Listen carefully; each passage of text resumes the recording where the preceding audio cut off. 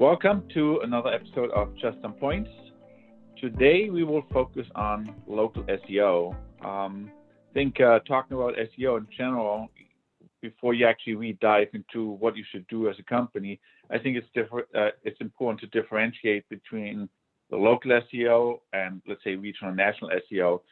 A lot of the small companies, they don't really have the same requirements as, let's say, bigger companies that want to perform well in search engines regionally or nationally.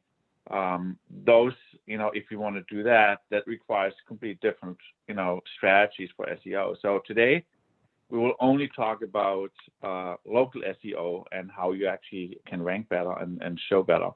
And we decided that we will talk about it in three different categories from three different perspectives. One, the organic SEO, two, social media and its impact on SEO, and three, the digital advertising. While each of the pieces might not be SEO per se, the way we look at SEO is SEO stands for search engine optimization, and each of those components help you to show higher in the search engine. So although digital advertising is a paid advertising that makes you help show, not necessarily per se SEO, we do look at it as SEO because it helps you within the search engine. So with that said, why don't we dive in? And I would say let's pick maybe social media first, and let's talk about SEO. So who wants to get going? What do you think? What do you think we should focus on as it relates to SEO and social media? I would say, in my opinion, one of the most important things you could do with social media is be easier to reach for your audience.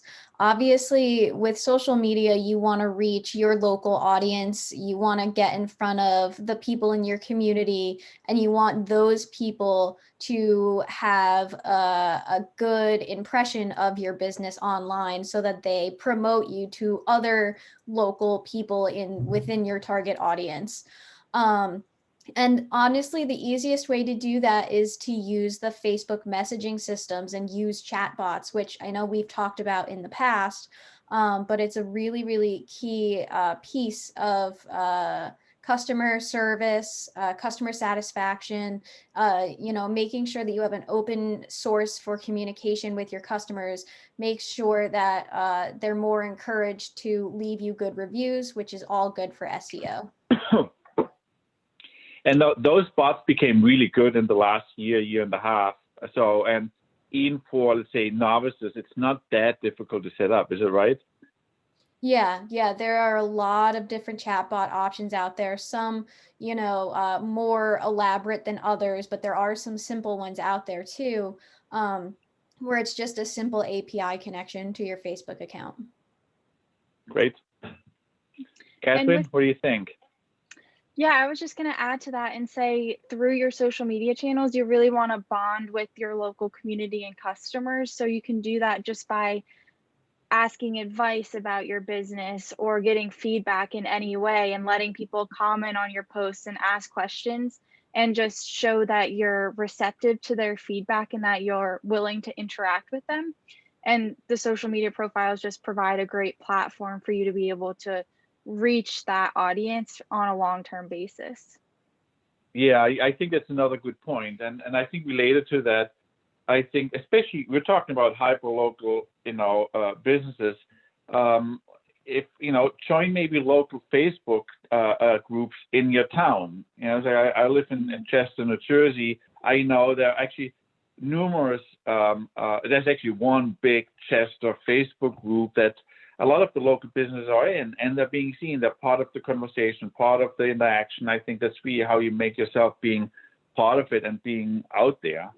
And I would say related to that, my message would be, my advice would be, when you do interact, when you do use social media online, that you don't just use it to sell. Don't go out and just say, buy me, buy me, buy me. It's the other way around, and say, I can help you if you buy me, or here's what how we can help you. Here's how you can benefit from us, or just, interact with them, not even related to what you sell itself. And I think that's very important.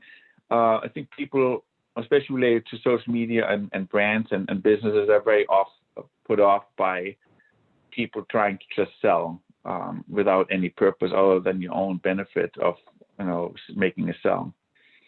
Absolutely. And also, I would say, change it up. Be aware of who your target groups are, and don't just make all posts generic across all of your target groups. Switch it up. If, let's say, if some of your target groups are elderly, have some specific posts readdressing them. If your target group, another target group might be dog owners, talk to dog owners once in a while. Not all posts have to fit to all your customers. I think that's another way how you actually become more relevant. Yeah, that's a really good point. And on top of that, know where your audience is on social media as well. So obviously your Facebook audience is going to be different than your Instagram audience in terms of age, especially age and gender. So know what channels to leverage when you're trying to reach those, niche parts of your audience. That's right. That's absolutely right. Okay, that's good. So let's talk about true local organic SEO, because that's really also still a big component of where you have to pay attention to. And I know every time you talk about local organic SEO, Catherine wants to talk about Google My Business listings, right? Yes, we've talked about this before, but the Google My Business listings are really key for getting your business to show up on search results and even Google Maps results. So it's the free listing. You just have to verify that you own your business, which is super easy, and Google can help you through that process if you're having trouble. But it's the best way to have your business show up when somebody searches your name, but also searches keywords. So if you're a local coffee shop and somebody Googles coffee shop near me, you'll come up in that listing, and they'll be able to easily see your hours, your location, go to your website, or even call in, or see your menu or photos of your different options. And so it's just the best way to reach those clients and potential customers.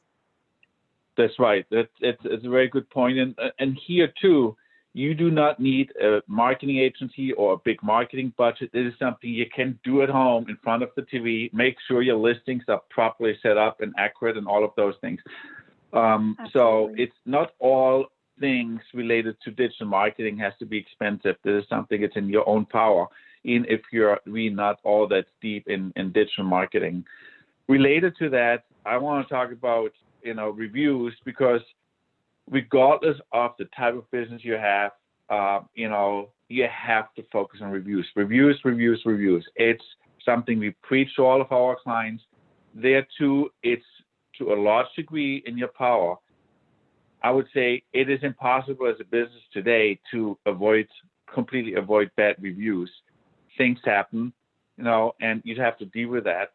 But first and foremost, you have to make sure that you get more good reviews than bad reviews. And that starts in your store, in whatever business you have. Make sure you create a good customer experience, even if problems arise. Because those offline experiences, they carry onto your SEO or onto the online platform, and ultimately influence your reviews and your search engine optimization. So pay attention to that and create good customer experiences.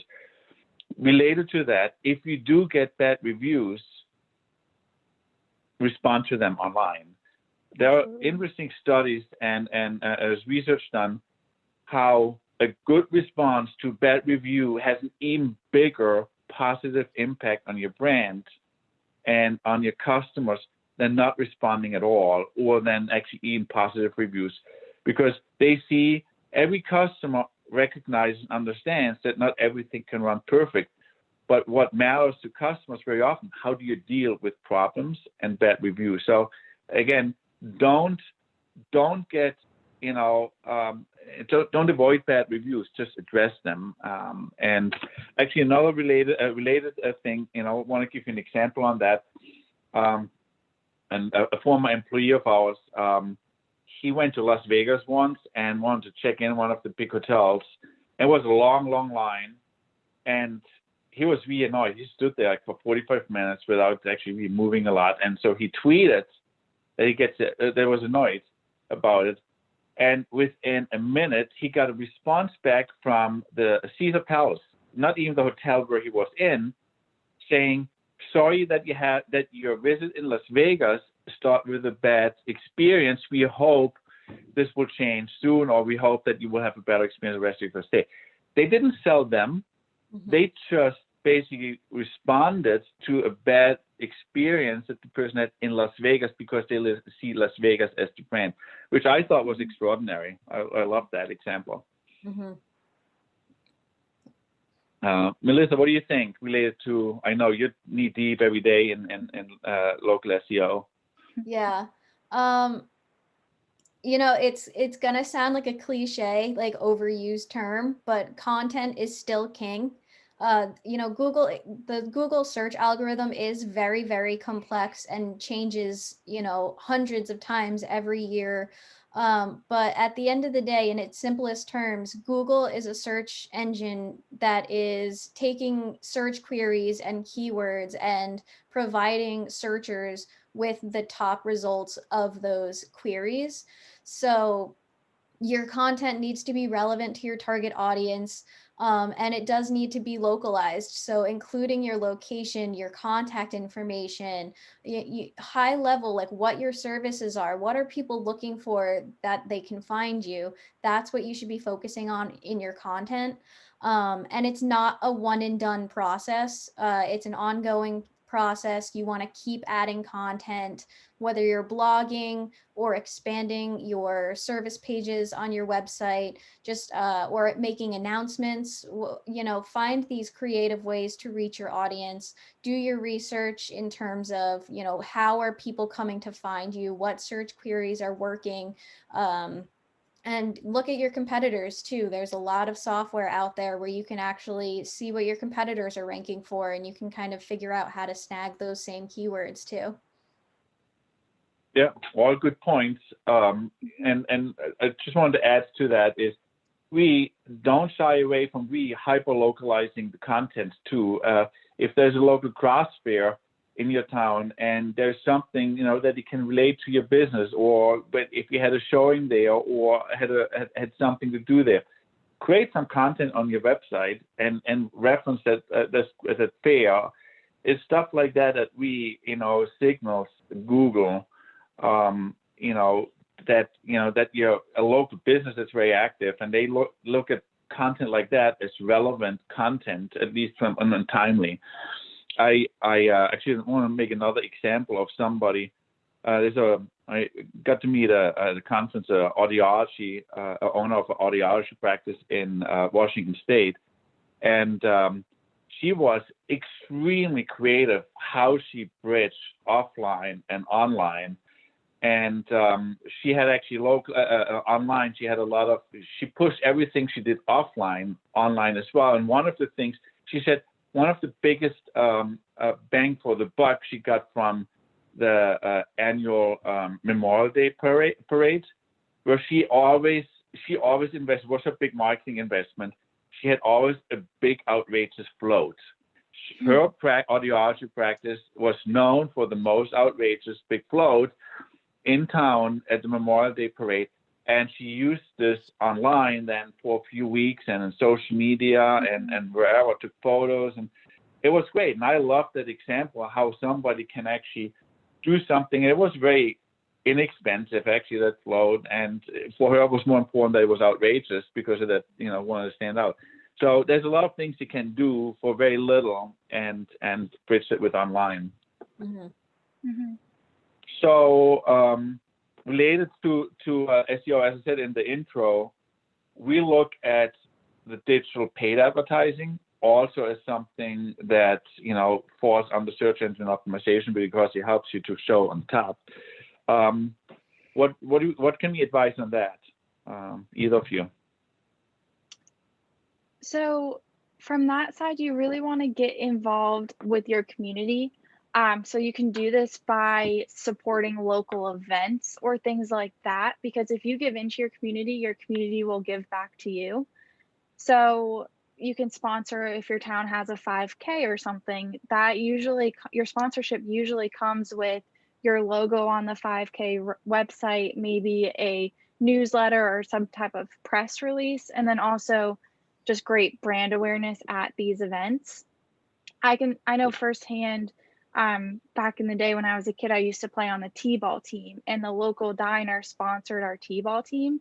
So the front of our shirts had the diner name. So all of the photos that the moms are posting on Facebook, Right. the diner name was front and center. And then also after all of the games, our whole team and our families would go to the diner for lunch. So they were supporting us, and in turn, that was the one place that we always went. We never questioned where we would go for lunch that day. Mm-hmm. Yeah, we have a few stores in town too, and they the ones that are really pushing that, they have the images of the teams laid out right at the counter so that everybody sees all the teams that they support. Yeah. So yeah, that's a very good point. Melissa? My biggest advice is if you're going with paid search ads or even social media ads as well, make sure that you are really hyper targeting your local audience. You can get very, very granular in your targeting. You can literally put a radius around your location, whether you're a storefront or if you're a service area and you serve a certain, county, or however you serve your area. You could put a radius around that. You can tell Google or Facebook what age range you're looking for, what gender you're looking for. Even with Facebook, you could do the interest targeting, you could do income targeting. So if you know you have to hit somebody within a certain income, you can really narrow down what your audience is. And that's only the more work you put into that, the more you're going to get out of it, because you want to serve to the people Google thinks will end up making that step in calling you or contacting you in some way. Rather than just a broad audience where you might get a lot of clicks and impressions, but doesn't actually turn into a true conversion. Mm-hmm. They're all great points. And I would add to that, if you do it yourself, put the time in, but a lot of people don't have the expertise to run the campaigns. If we have a marketing agency do this for you, work closely with them. Keep feeding them with information on the target groups you're really going after, on the specifics that Melissa just mentioned. And then one other comment related to that is for businesses that have sizable mailing lists, let's say email mailing lists, you can actually use those mailing lists, those email addresses in Google to convert them into lookalike addresses. Target groups, meaning Google takes those emails and they know all of us and all of our emails, and they, based on those email lists, they create target, basically they are targeting that type of people, and they use those email lists to better fine tune and optimize your advertising. So it's very powerful what you can do. It's just you have to work it, and it doesn't happen necessarily overnight, but within a few months you should see significant impact on that. So that is all good stuff. I think that's a pretty solid summary for local SEO. Any final words, Catherine? Yeah, I just wanted to reiterate how important it is to be involved in your community and also responsive on Facebook. So like you mentioned earlier, you don't want all of your social media to just be about selling stuff. So being involved in your community, that makes great content for your social profiles. And it just helps get your brand out there and show that you're involved in your community. Melissa? My final thought would be just do everything you can to know your users. at the end of the day, the user experience goes far beyond just the website. It goes from the very first search that someone's trying to find you and they click on your links. How easy is it for them to contact you? How easy is it for them to find your hours online or find any information that they're looking for? The user is what you're trying to please at the end of the day. So knowing as much as you can about them is only going to help you. Yeah. And not to forget, we didn't talk about website and the website technology. And we have a whole episode, actually various episodes about that. Melissa could talk about that for probably 2 hours alone. But there's something, that, we excluded that in our today's episode, because that is a given, that you have to have a solid website that is mobile, like responsive and mobile capable, and is properly structured and all of those things. So we didn't address that today. My last words would be, aside from all of that, is SEO, especially also local SEO, is a very fluid topic. Things are changing almost every month. I know it keeps us on our toes every month. What's new, what's changing, and to stay on top of that. So it's not something where you can put some time in for a week or 2 weeks or this month and then, okay, I did my job. Unfortunately or fortunately, however you want to see it, there's constantly new opportunities to improve your search engine optimization. It needs constant nurturing and re-educating yourself what you can do. Okay, that concludes our episode today. I hope you liked it, and see you next week. Bye.